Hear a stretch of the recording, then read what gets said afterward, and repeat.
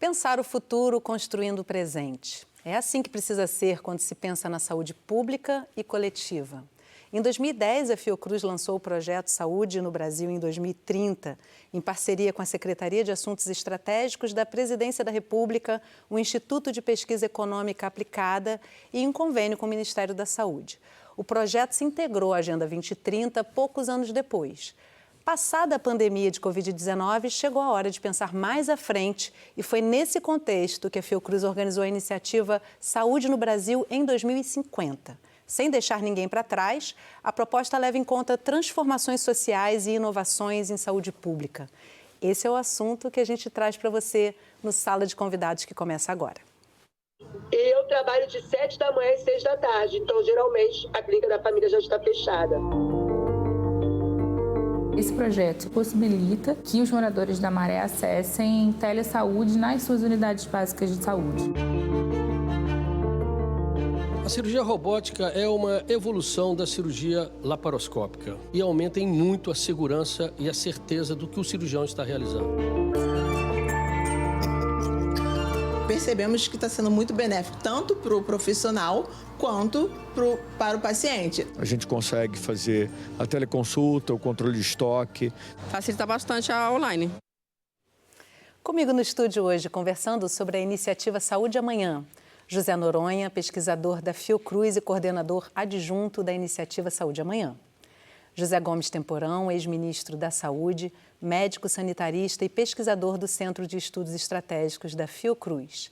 E Leonardo Castro, pesquisador do Departamento de Ciências Sociais da Escola Nacional de Saúde Pública Sérgio Arouca da Fiocruz e coordenador executivo da iniciativa Saúde Amanhã.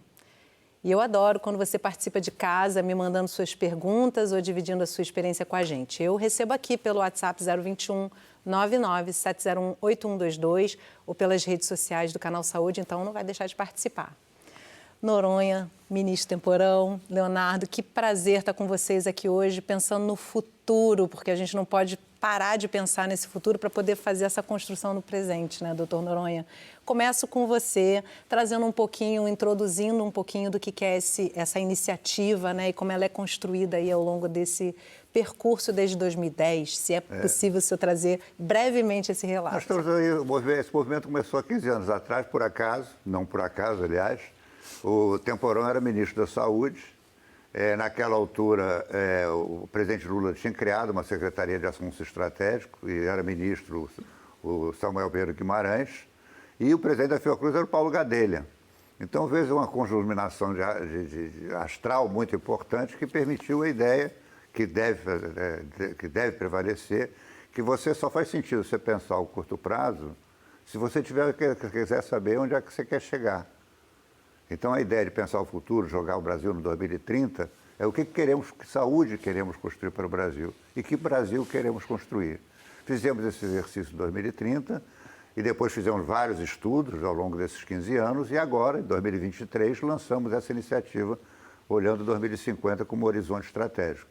Felizmente, o governo até lançou agora também, o Ministério do Planejamento e Orçamento, um plano de também pensar o Brasil em 2050. A ideia de que as políticas de curto prazo possam ser pensadas com o objetivo de alcançar um Brasil cada vez mais justo, equitativo, solidário, soberano e amoroso. Leonardo, te deixando também à vontade para trazer um pouquinho a sua perspectiva sobre essa história, mas eu queria ressaltar aqui uma coisa importante. Assim, outro dia, eu pesquisando alguma coisa em inteligência artificial, a Fiocruz foi colocada de forma destacada com o SUS, como se não fizesse parte, não se integrasse ao SUS. Quando eu digo na abertura do programa que tem ali a cooperação entre a Presidência da República, o Ministério da Saúde, como entidades que conversam junto com a Fiocruz, isso demonstra uma cooperação essencial para o SUS como um todo, né? Onde é que essa iniciativa se insere no SUS?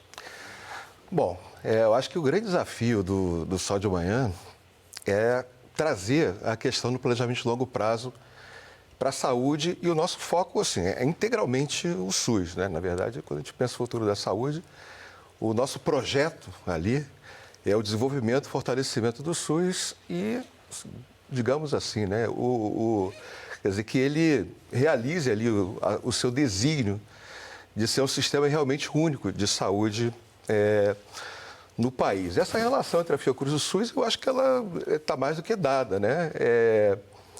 O nosso projeto, ele é uma tentativa ali, eu acho que tenta contribuir para pensar o SUS e a saúde numa perspectiva mais longa, incorporando uma série de dimensões que ao longo desses 15 anos a gente tem explorado e que não se resume exclusivamente ali à saúde no sentido da organização das redes e do sistema de saúde, ou os aspectos somente tecnológicos, mas uma gama muito grande de tópicos que vão desde ali da geopolítica, da economia, né, no sentido da macroeconomia e dos modelos de desenvolvimento nacional. Oi? A questão ambiental. A questão ambiental, né, que é assim, cada vez mais central, né, para nós ao longo desse processo. E vamos seguindo, né? E aí tem questões ali da demografia, da epidemiologia, né? E, enfim, tem um leque de questões. Também da organização da sociedade. Tão complexo como o SUS, né? Tão complexo quanto o país, quanto né? O país. O SUS sobre a saúde. Sobre a saúde. Nós Sim. estamos tratando de saúde. Sim. Aliás, assistimos um debate há pouco tempo que falava de saúde. Saúde não é só o sistema de cuidado. Exatamente. Saúde é progresso, é desenvolvimento, é a soberania alimentar. Exatamente. E alimentação. Integra uma água, série de saneamento. fatores, né? E aí quem está na gestão, ministro, sabe o desafio que se dá nesse ponto, né? Queria que você trouxesse o seu relato pessoal de como é que chega, porque geralmente quem está na gestão, infelizmente, muitas vezes pensa a curto prazo, o tempo de um mandato. Não era o caso da sua gestão, que deixou uma série de heranças positivas para o SUS, né? Como é que chegou essa iniciativa para você e o que você diria para um gestor para que ele se sensibilizasse a olhar a longo prazo? Eu creio que esse projeto é estratégico para o país, para o futuro do país, né? Eu considero a saúde como uma dimensão central no desenvolvimento humano, né? Um projeto, eu e Zé Noronha já trabalhamos juntos há décadas, né? E estávamos juntos no Ministério, estivemos juntos há algum tempo no Ministério, e essa ideia de você tentar pensar, se projetar no tempo e tentar antecipar tendências, movimentos, possibilidades, né?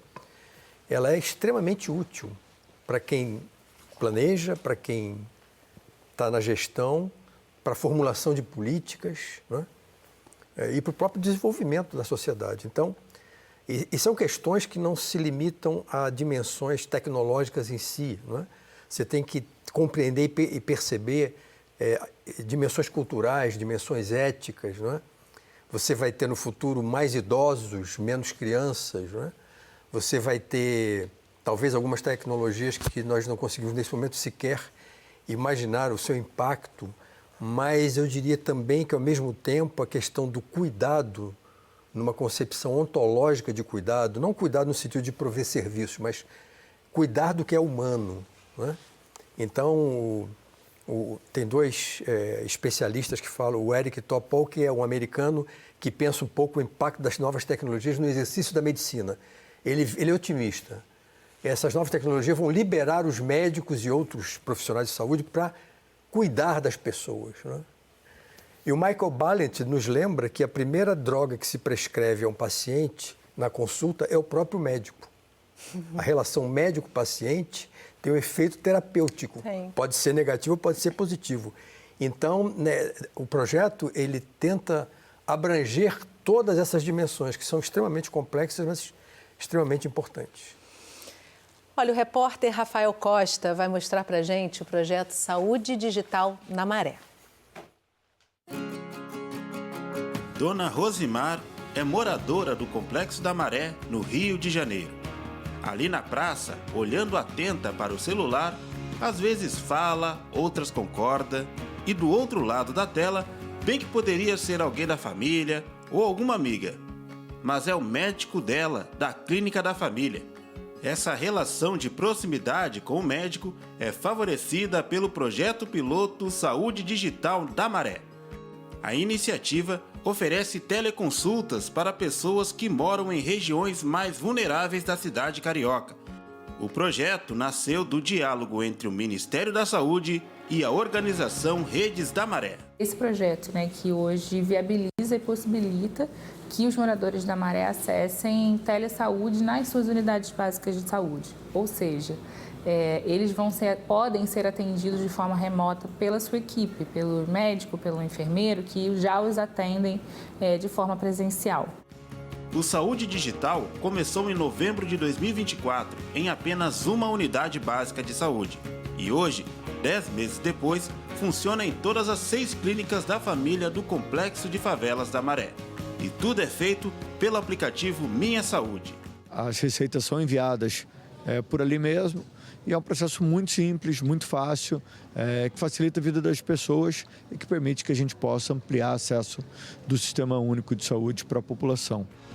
E além de teleconsulta, o aplicativo oferece outros recursos de gestão da saúde. A saúde digital na Maré, ela já é completa, a gente consegue fazer a teleconsulta, o controle de estoque, todo o prontuário clínico integrado, as ações dos agentes comunitários, tudo num único sistema para que a gente possa facilitar a vida do cidadão.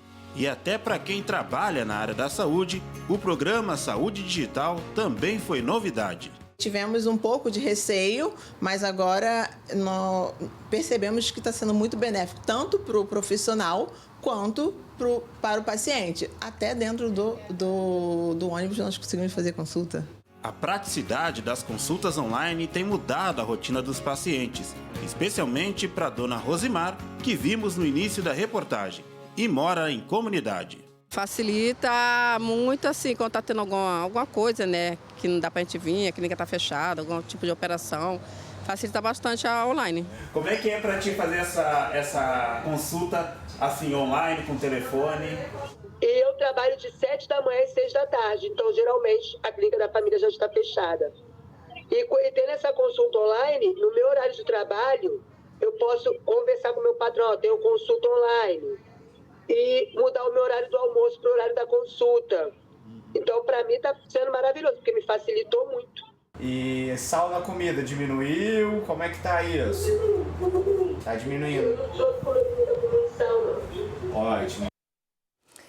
Várias questões interessantes essa matéria nos traz, Assim, eu queria começar, Leonardo, pela questão, vocês trabalham com 6 transformações para 2050. A primeira delas listadas na iniciativa é a Revolução Digital para Desenvolvimento Sustentável. E aí, como é que isso se coloca dentro da perspectiva de usuário SUS? Assim, como é que vocês estão vislumbrando essas transformações? Olha, Jasmine, essas transformações elas são muito profundas. A gente não tem, às vezes, a dimensão do impacto delas na sociedade.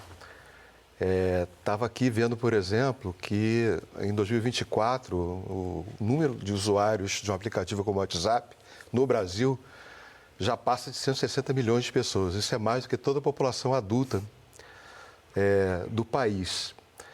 Um outro exemplo importante é o Pix. Quer dizer, o Pix em 2024 ele teve um crescimento de 50%, na verdade mais de 50% do volume de transações e de dinheiro, São mais de 60 bilhões de transações e mais de 26 trilhões de reais. Você não consegue nem dimensionar esse valor, Isso é uma mini revolução, na verdade uma mini revolução, é uma revolução na sociedade, É toda uma, digamos assim, os custos de transação de uma série de circuitos econômicos ali da informalidade, de serviços que estão hoje operando em torno desse negócio e que, de certa maneira, a gente não vê, É uma coisa submersa, E essa cultura, na verdade, do uso do telefone, do smartphone, do aplicativo,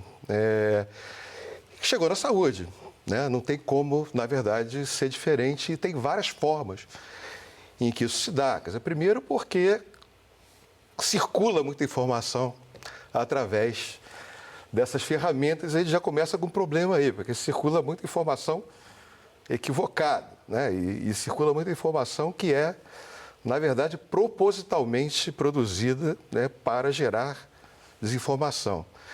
Então, temos uma questão aí e é claro que também as pessoas passam a se informar através desses aplicativos, dessas redes, e trocar informações. Elas passam a se informar sobre saúde também, né? E, assim, é um grande mediador hoje das formas de sociabilidade e também dos processos de trabalho.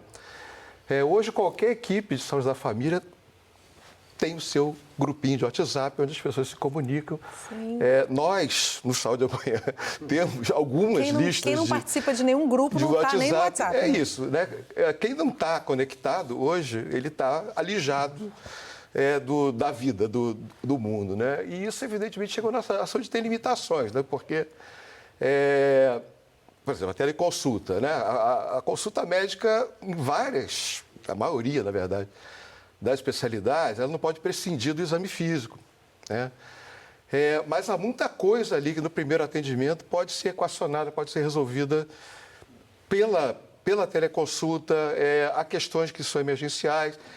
Isso já tem, na verdade, um impacto muito grande. Algumas especialidades médicas, enfim, permitem mais esse tipo de ferramenta. Outras profissões não médicas já estão usando amplamente no mercado privado a teleconsulta como ferramenta de trabalho.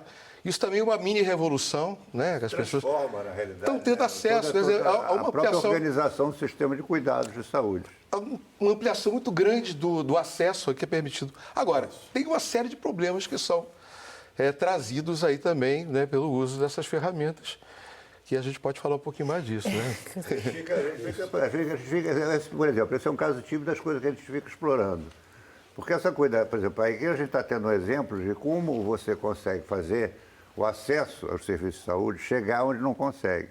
Isso que você viu na Maré, imagina na Amazônia. Isso tem permitido a médicos, aos técnicos de enfermagem, que possam atender com uma área eficaz. Diagnóstico remoto, você faz um eletrocardiograma lá no mais remoto, no alto do rio Tapajós, entendeu? E consegue que esse resultado seja debatido em hospitais do Brasil inteiro, estudo do coração da Universidade de São Paulo.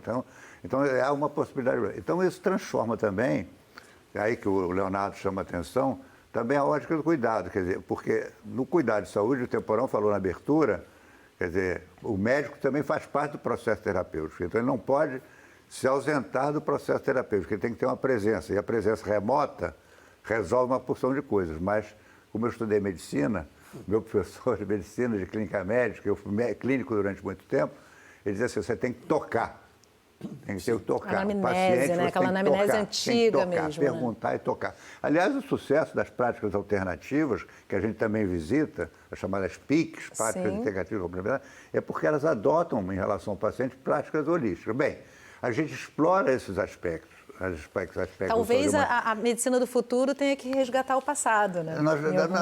A gente se inspira no passado a gente tem uma citação do Antônio Gramsci que a gente usa, quer dizer, prever o futuro é olhar o presente e o passado em movimento e tentar identificar o que há de constante e ver o que vai acontecer. Mas quando a gente quer pensar o futuro, a gente tem um programa, a gente quer o lugar onde a gente quer chegar. A gente quer chegar a um Brasil mais justo, mais solidário, um sistema de cuidados integrados. Então nós trabalhamos com esses componentes. Então, todo o bloco tecnológico, como aqui você na abertura falou, por exemplo, cirurgia robótica, telemedicina, isso tudo são componentes que a gente tem que ver como é que a gente permite esse tipo de ampliação de uso e como é que isso muda o próprio papel como é que isso muda a configuração dos próprios hospitais. O que é o hospital do futuro? Agora, recentemente, o ministro da Saúde foi na China, entendeu? E a China tem uma curiosidade, porque ele visitou um hospital chamado Hospital Digital, com tudo completamente tecnológico, e também foi visitar um hospital de medicina tradicional chinesa. Então, você tem de um lado, um do outro, medicina tradicional chinesa, com acupuntura, ele mostrou, tem um Instagram dele mostrando aquilo. Então, nós procuramos ver como é que essas coisas combinam para construir o futuro. Agora, para fazer isso, nós temos que fazer uma coisa muito importante. Por exemplo, quando a gente examina a questão ambiental, a gente tem que olhar a questão ambiental não apenas sobre os efeitos da saúde, calamidades, aumento da temperatura, etc., fim do capitalismo, fim do mundo, fim do planeta Terra, não sei o que e tal, mas olhar também como são as oportunidades de desenvolvimento que nós podemos ter. Quer dizer, porque uma parte do debate... Então, nós tratamos também do debate da preservação ambiental, olhando como é que nós podemos modificar e preservar o nosso ambiente, lutar pela preservação na vizinhança da COP agora, em Belém do Pará, mas como é que isso não pode ser um fator de inibição das nossas capacidades de crescer e desenvolver de uma maneira equitativa. Não dá para passar sem falar do meio ambiente nesse momento. Vou trazer aqui uma participação da audiência, e você que está em casa, está acompanhando a gente, ou em trânsito, né, que agora já dá para assistir de qualquer lugar, não deixa de participar, manda aqui a sua pergunta, seu comentário, uma vivência que você tenha tido, para você se integrar aqui com a gente no programa. E aí, encaminho para você, Temporão. Augusto Nery de Goiânia mandou para a gente pelo WhatsApp a seguinte pergunta, que tem a ver com o que você estava falando. Como se pensa a preservação do relacionamento entre médico e usuário na telemedicina? Tem risco de ficar uma consulta fria e impessoal por vídeo somente? E aí eu até integro uma fala da enfermeira que aparece na matéria. Ela diz que, num primeiro momento, eles ficaram muito receosos. Tem o outro lado também, né? De como é que a gente vai se integrar? É a Janaína o nome dela. Como é que vai se integrar? Né? Como é que essa iniciativa, por exemplo, pode estimular a criação de políticas que facilitem essa relação? Eu acho que o foco é exatamente esse. Não é uma tecnologia que vem para substituir. É uma tecnologia que deve ser usada dentro de todo o processo de organização do cuidado. Né? Ele é muito útil, pode ser muito útil para ampliar acesso. Né? As pessoas hoje estão fazendo terapia via online, consulta com nutricionistas e etc. com professor de educação física, aulas de educação física, você olhando a tela. Pode ser utilíssimo. Eu estou me lembrando, em 2008 eu inaugurei em Parintins, foi a primeira unidade remota de telesaúde. E o que eu fiz lá? O que eu acompanhei? Uma equipe de saúde da família com um paciente em tempo real, com a tecnologia da época, 2008, né?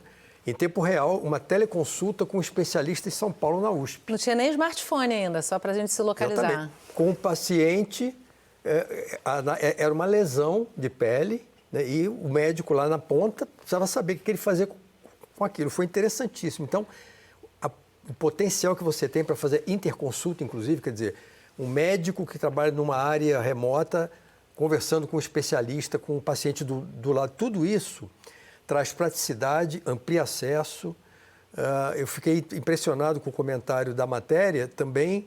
Olha só a coisa, o Rio de Janeiro, o grau de violência no cotidiano chegou a um tal ponto que, na compreensão dela, é muito útil quando tem problemas aqui na comunidade. Quando a polícia entra, quando tem tiroteio, quando as pessoas estão sentindo...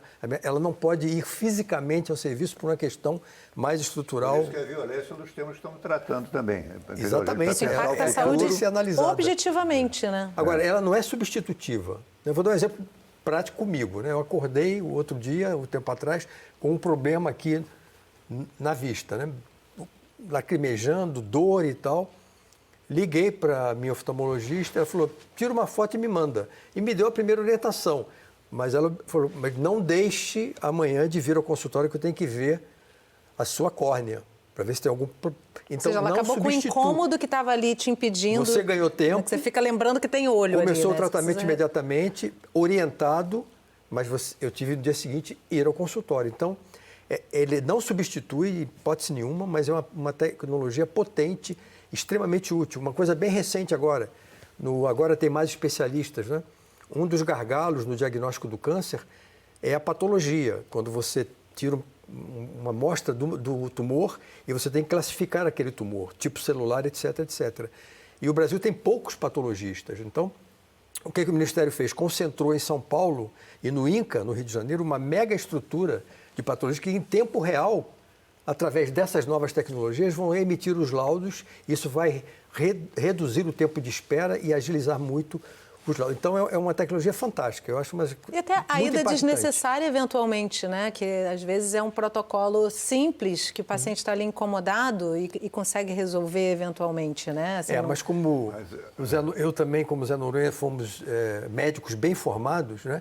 A clínica é soberana. Então, Sim. O toque, o contato, A o olho anamnese no olho antiga, é que é- fundamental. E tem o negócio da desumanização do cuidado. Sim. Né? Hoje em dia, mesmo sem telemedicina, já com computador e tal, o médico com frequência não olha para o paciente. Ontem mesmo ele Essa é uma fica no questão. computador, ontem mesmo estava falando com uma pessoa que estava reclamando que foi o médico ficava no computador ali, fazendo computador, não olhava para... Isso talvez a inteligência artificial possa contribuir, né, com Leonardo? certeza. Mas Porque, de repente, ele está ali ocupado em fazer... cadastro, escrever no protocolo. Dados do próprio paciente, da própria consulta. Agora, o problema é a Sim. desumanização. E aí me leva a um outro tema que nós estamos enfrentando, estamos estudando também, que tem a ver com a organização da sociedade, ele falou da violência, que é a questão da saúde mental. O mundo, do jeito que está, com os conflitos entre as grandes potências, instabilização, ameaça de guerra, O volume de a informação guerra, que a gente está a recebendo, violência civil, quer dizer, isso, as incertezas, a mudança no mundo do trabalho, quer dizer, isso provoca digamos, um novo perfil também de adoecimento, de sofrimento mental, melhor do que adoecimento. Então, também, como esse mundo é estabilizado, nós também estamos procurando ver, porque isso tem impacto direto na própria organização do cuidado. Não é? Hoje em dia não é só a questão da comunidade terapêutica, digamos, no sentido tradicional, porque o sofrimento é muito mais amplo. E passa também, por dimensões que estamos examinando, pela própria mudança que o Leonardo falou no começo, da estrutura das famílias, como é que as famílias estão organizadas hoje. Até porque tem uma geração... As casas, os domicílios. Tem uma geração que não sabe o que é o mundo sem o digital. Então, não, exatamente. Daqui a pouco vai ter uma que não vai saber nem o que é o mundo sem o smartphone, né? Ou seja, tudo acontece ali dentro daquela caixinha. É verdade. Mas a reprodução também, as pessoas que não querem ter filhos, as famílias singulares. Olha as diferenças, os impactos que estão... Famílias que se dissolvem com um parente só, que tem um idoso na família. Tem um idoso na família que o cuidador cada vez é o mais sujeito comum, que né? tem que trabalhar, uma mulher que tem que trabalhar. Antes da gente fechar esse bloco, Leonardo, eu sei que seu campo principal é telemedicina, então não é isso? Você Saúde digital, telemedicina. Saúde digital, né? E aí eu lembrando aqui, junto com o Temporão também, naquele momento ali, 2008 mais ou menos, vários projetos começaram a ser olhados, né, com maior atenção pelo desenvolvimento da internet. Como é que você avalia essa transformação nesses últimos 17 anos, vamos dizer assim? E agora estamos passando por uma nova revolução, que é a inteligência artificial, né? Como é que você vê a evolução da telemedicina? Olha, eu acho que a telemedicina teve um grande impulso com a pandemia, tá? Com a pandemia, eu acho que é muito... Assim, não só a telemedicina, vamos falar de telesaúde, né? Em termos mais gerais, né? Porque eu acho que tem de alguns gargalos tecnológicos que eu acho que foram meio que equacionados meio ali pela questão que estava posta ali, da necessidade de você incorporar tecnologias de comunicação mais eficientes. Aqui na própria Escola de Saúde Pública, na nossa INSP aqui, a gente emergencialmente passou ali a testar quais eram as opções de plataformas de comunicação, acabamos optando por uma e, enfim, tivemos que partir para a aula online, né, para manter as nossas atividades. Isso começou a acontecer também nos serviços de saúde, né? Eu tenho a sensação de que houve um avanço muito grande ali, inicialmente no setor privado, né? Mas o SUS tem um histórico antigo, bem mais antigo, na verdade, de investimento nessas tecnologias, com iniciativas como a Rede RUT, e conectando os hospitais de ensino, os hospitais universitários. Mas um pouco ainda nessa linha da segunda opinião, né? Como é que a gente chama? Da interconsulta, né? Da interconsulta. Eu não sou médico, tá, gente? Sou cientista social. Tudo certo. Da interconsulta. E eu acho que tem alguns desafios ainda, que acho que principalmente a conectividade. E há um processo aí nos últimos... Acho que a partir da pandemia, de expansão muito rápida da telemedicina do SUS, particularmente ali no território amazônico, onde teve um investimento maior, e há muitas perspectivas, na verdade, agora... Sistema de apoio de decisão clínica, Sistema de apoio de decisão clínica, que é um... A inteligência artificial... Aí a inteligencial, ela já é uma outra questão, que é um pouco mais complicada. Ela não necessariamente ela está ali, tão ligada à questão da telemedicina, porque ela tem uma série de aplicações possíveis, por exemplo, na medicina diagnóstica, onde ela entrou e onde ela entrou de maneira mais intensiva e onde ela está mais adiantada. Mas a gente vai ver aí o exemplo também da cirurgia robótica, de outras aplicações. É um novo universo, na verdade, que se abre com a inteligência artificial. Olha, tem muita coisa por vir, né? Vamos fazer um intervalo rapidinho e a gente já volta. Não sai daí.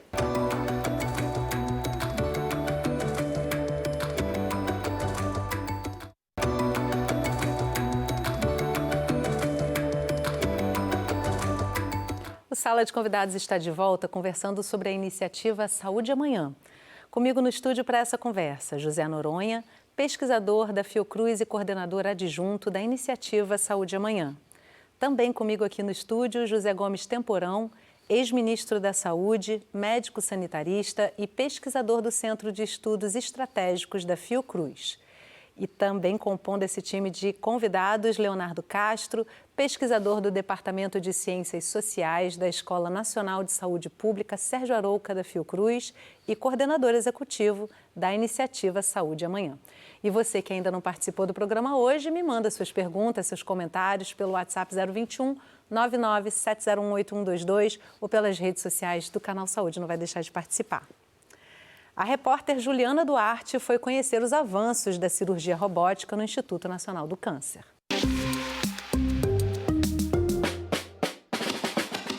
Quando a gente pensa no futuro da medicina, é natural imaginar tecnologias cada vez mais precisas e menos invasivas.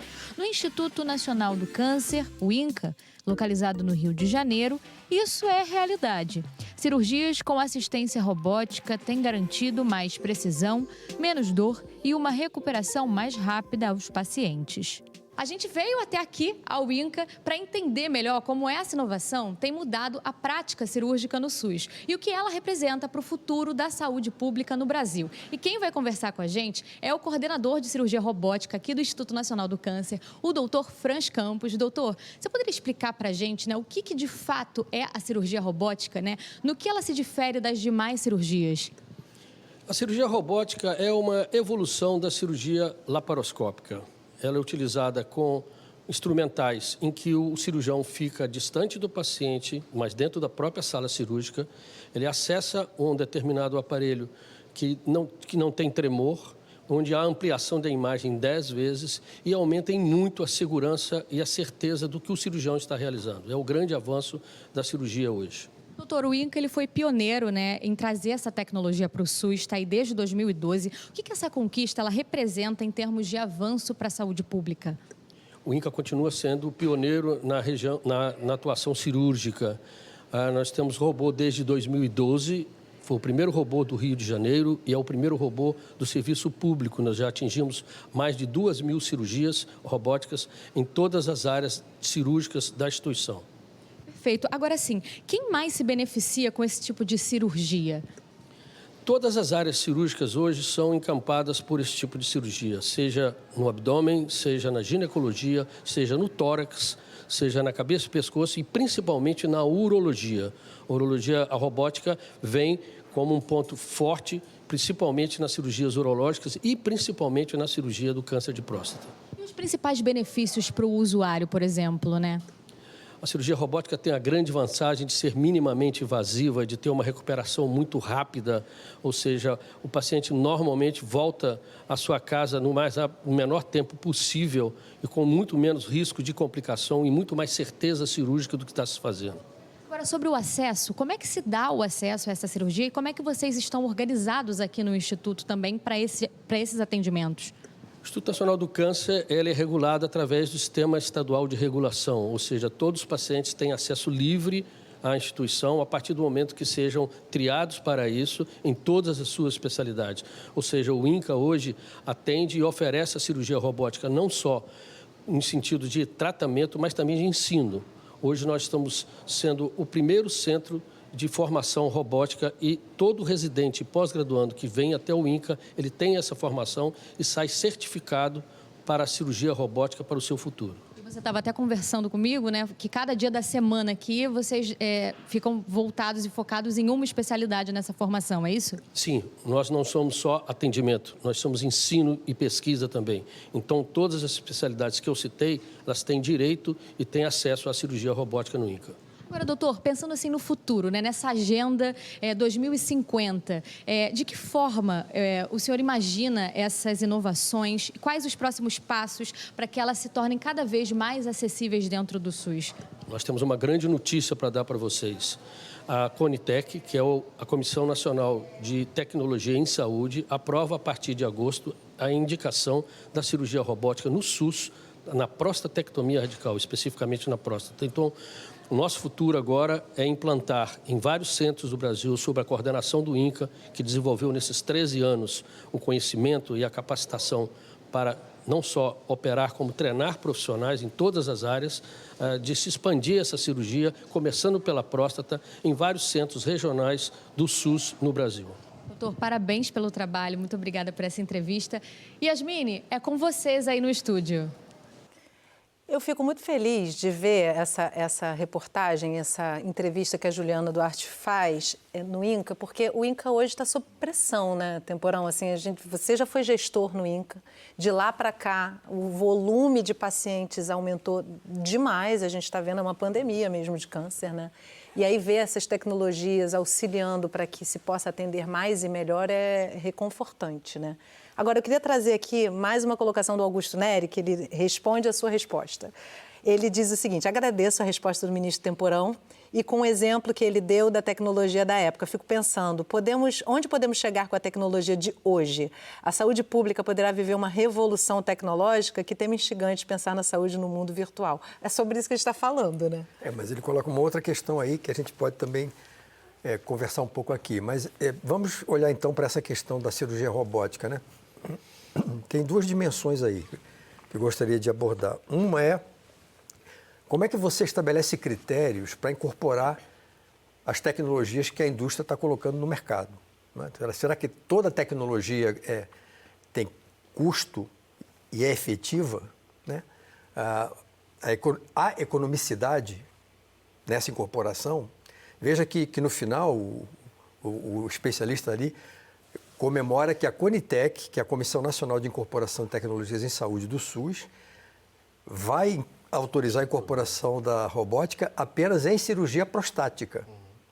Significa que para um conjunto de outras aplicações da cirurgia robótica ainda não há evidências suficientes que justifiquem a substituição da videocirurgia ou das cirurgias que utilizam outros métodos por essa nova tecnologia. Então, é preciso ter muito cuidado com isso. O custo também, porque a Conitec também avalia o custo. O custo é fundamental, ela tem que ser né? custo-efetiva, né? Ela tem que trazer benefícios e tem que ter uma sustentabilidade financeira, né?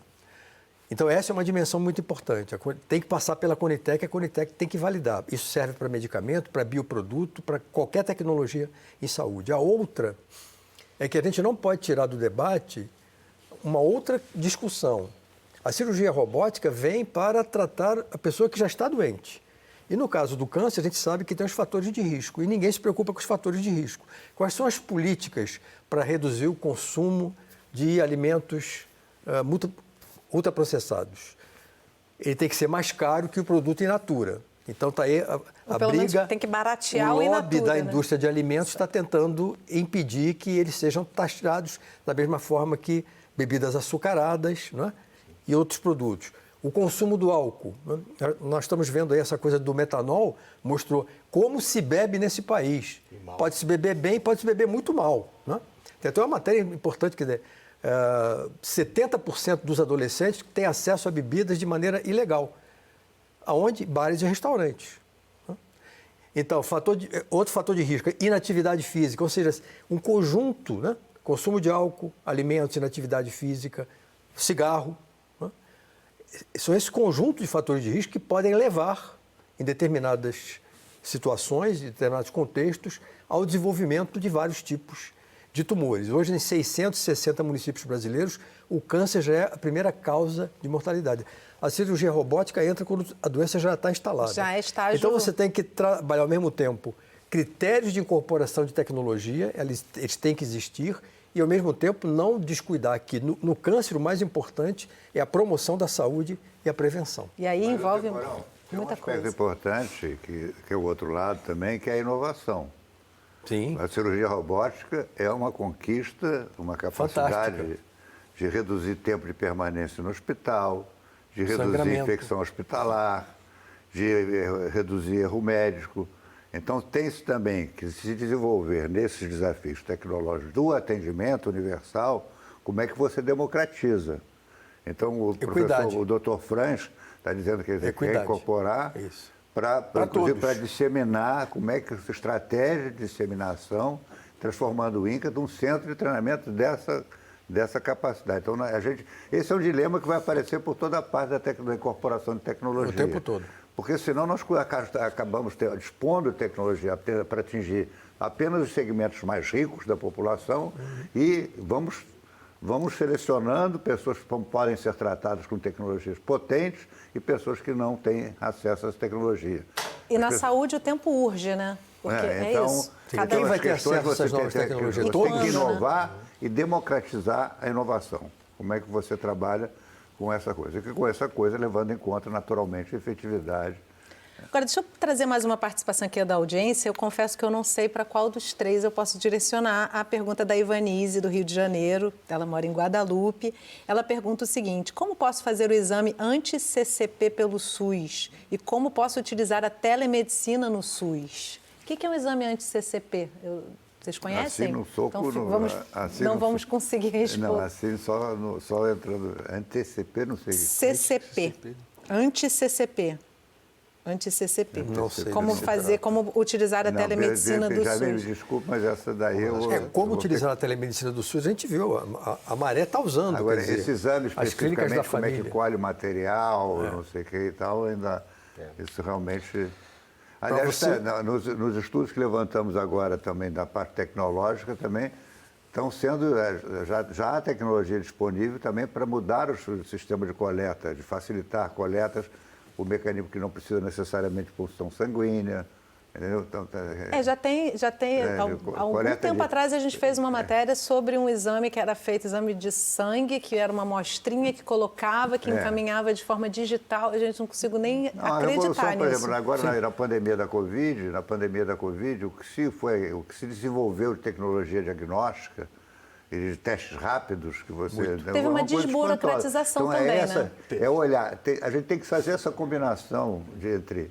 O Temporão chamou a atenção, quer dizer, o custo-benefício, quer dizer, a capacidade de ter uma tecnologia ser eficaz e ter comprovado eficácia, e não ser apenas a questão do atendimento, com a capacidade de disseminação e propagação dessa tecnologia e a capacidade efetiva de que ela tenha condições de ser assimilada. Nós estamos tendo terapias que custam $10 milhões para um paciente. E essa é uma questão que eu já ia trazer mesmo, Leonardo, para você, se você puder falar um pouquinho sobre isso, da capacidade de financiamento, né? Porque, por exemplo, a gente não sabe de fato se a Conitec, de repente, barra, porque nesse momento o custo ainda é altíssimo, a gente não tem os argumentos, né? Mas aí o custo é altíssimo e é inviável para o SUS. Né? Como é que se pensa o financiamento da saúde, que continua encarecendo a cada ano, justamente pela inserção de novas tecnologias também, né? E essa previsão do Brasil em 2050, assim, que a gente não tem a dimensão do que está por vir em termos tecnológicos, né? Eu acho que tem um aspecto interessante, né? Para construir o nosso projeto da Saúde 2050, nós consultamos um grande número de estudos sobre o futuro da saúde e da medicina, né? De maneira geral, o foco é exatamente nas tecnologias e nas tecnologias de ponta, né? Com aplicação de inteligência artificial, internet das coisas, a própria questão de novos materiais, biomateriais, órteses e próteses com impressão 3D e, enfim, a própria cirurgia robótica. E no nosso projeto, a gente teve a preocupação, né, de pensar como essas inovações são incorporadas em países periféricos, né, países como o Brasil, e países periféricos, além de tudo, têm níveis de desigualdade muito grandes na população. Eu acho que os dois exemplos que vocês trouxeram aqui, eles são muito interessantes nesse aspecto, né? Porque, de fato, você vê, né? O exemplo da cirurgia robótica, né? Que a Conitec agora aprovou para a prostatectomia. Mas ele, enfim, é um recurso que já vem sendo amplamente utilizado ali nos grandes hospitais privados, exatamente em processos ali de treinamento e de teste de tecnologia. E do outro lado você tem a telemedicina na Maré, né? Ali. Eu acho que o grande risco que a gente corre, na verdade, é exatamente esse, de você ter ali o serviço de alta tecnologia, nos grandes hospitais e assim, para a população, um tipo de serviço ali rebaixado, né? Acho que a preocupação da enfermeira lá com relação à incorporação da tecnologia até certo ponto procede, sabe? Porque, assim, efetivamente, tem questões que você não resolve ali com a telemedicina, né?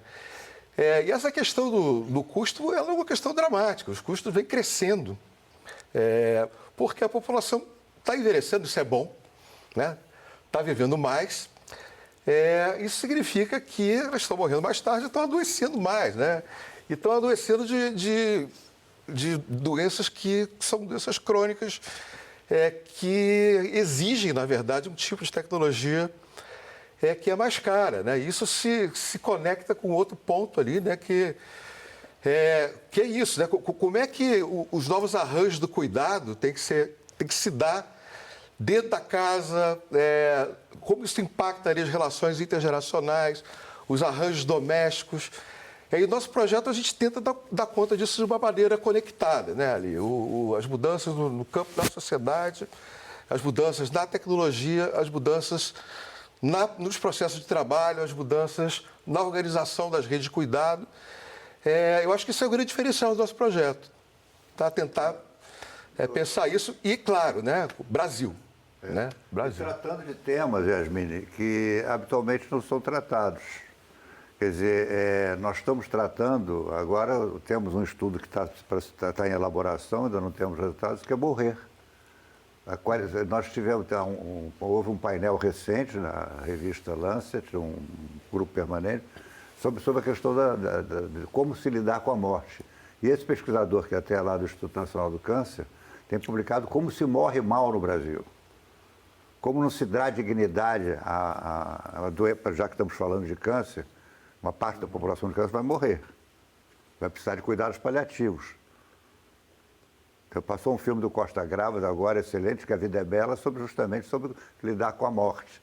A gente tem que trazer a morte para o nosso cotidiano. Faz parte da vida, né? Tem que trazer que faz parte da vida. Todos nós vamos morrer um dia.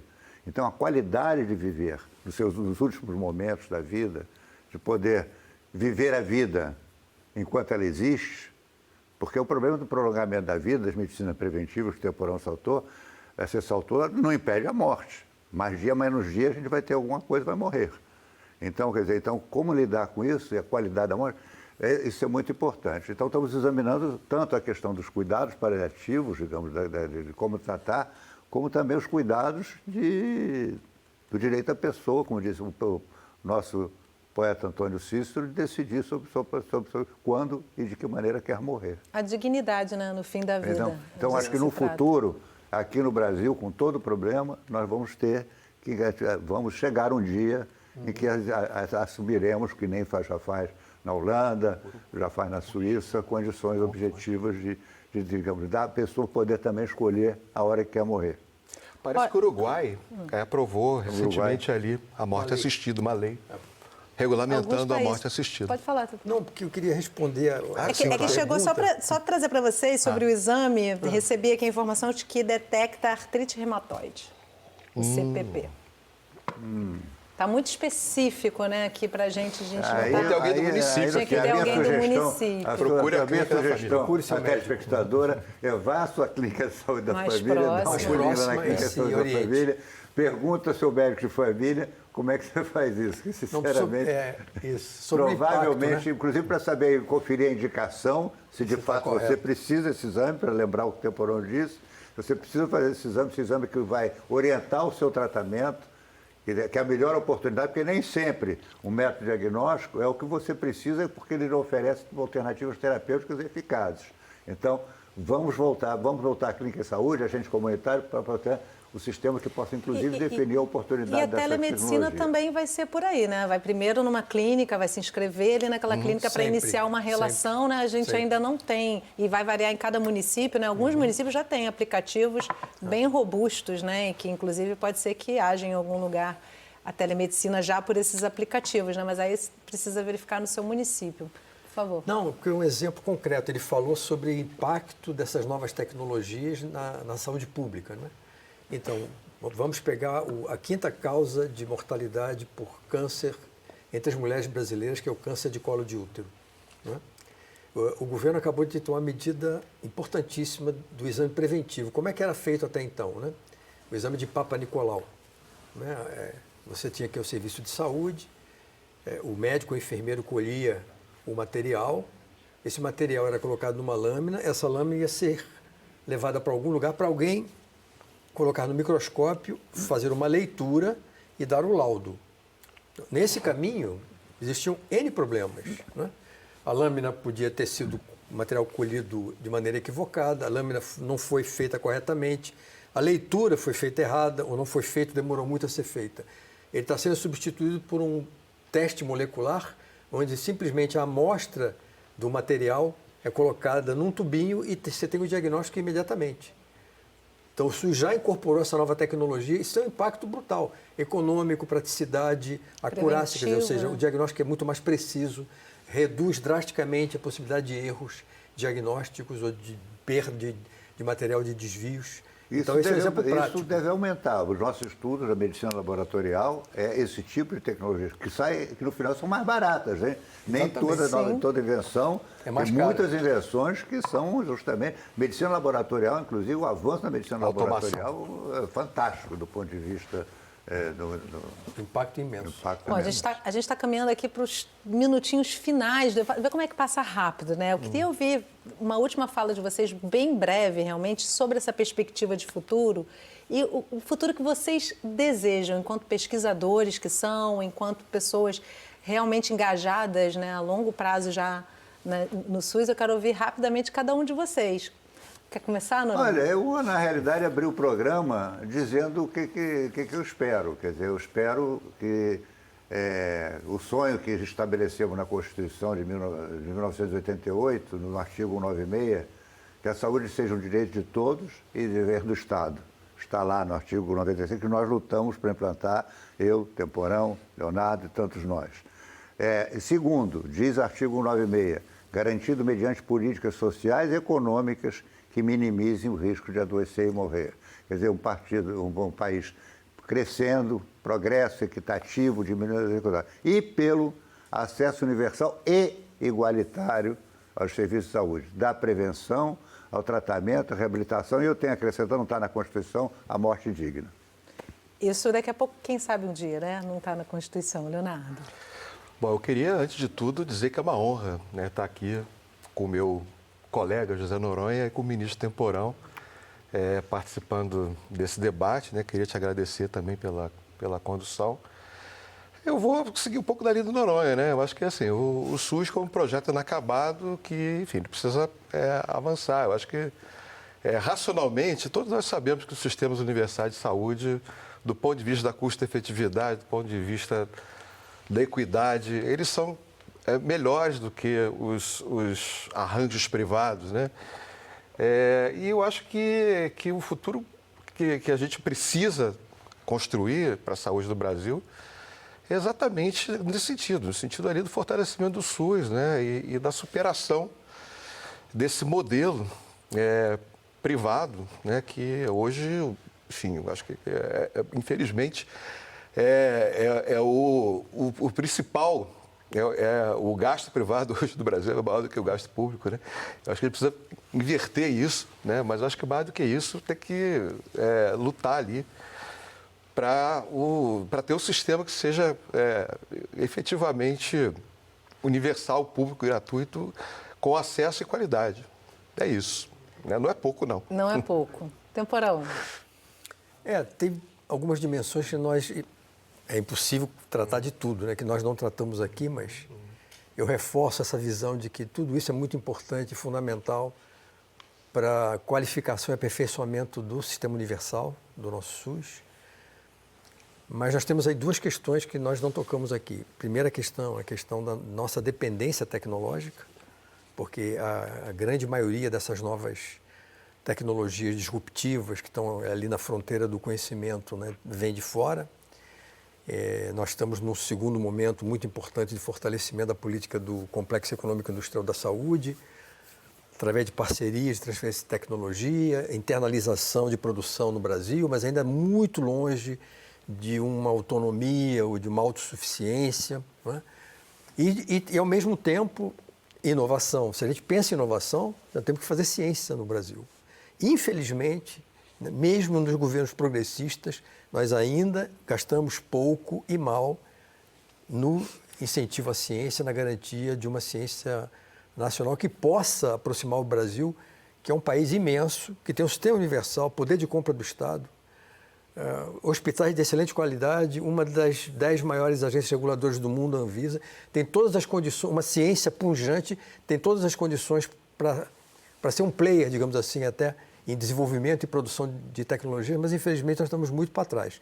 Eu estava vendo recentemente uma reclamação grande no meio científico brasileiro de que infelizmente a ciência ainda não é prioridade, então nós temos que cuidar muito disso. Reduzir a dependência tecnológica e investir mais em ciência. Importante salientar, né? O governo progressista e Congresso conservador lutando por orçamento para os espaços. E os juros em 15%. Exato. Então precisa pensar bem Cadê aí na hora de eleger o Congresso. A gente precisa dar mais atenção ao que a gente elege no Congresso, né? Eu queria finalizar só pontuando também uma questão que a gente não colocou, que não veio no programa, que é a participação social, né? Que é o que a gente vê no Rede da Maré, super integrados ali e mostrando a dimensão do território e a relevância que é se ter escuta para quem vive no território, para saber como e o que funciona dentro daquele espaço, né? E isso, com certeza, é o SUS, que já é presente através dos conselhos de saúde, mas que pode se aperfeiçoar a cada momento com a participação social, né? Quero agradecer muitíssimo a participação de cada um de vocês aqui. Que bom, acho que é um programa histórico. Daqui a 10 anos a gente revisita, daqui a 15 anos a gente revisita e vai ser sempre um aprendizado ouvir vocês trazendo todas essas dimensões. Muito obrigada. E obrigada a você que acompanhou o programa de hoje aqui pelo Canal Saúde, um dos canais parceiros. A gente se vê no próximo programa, não deixa de assistir.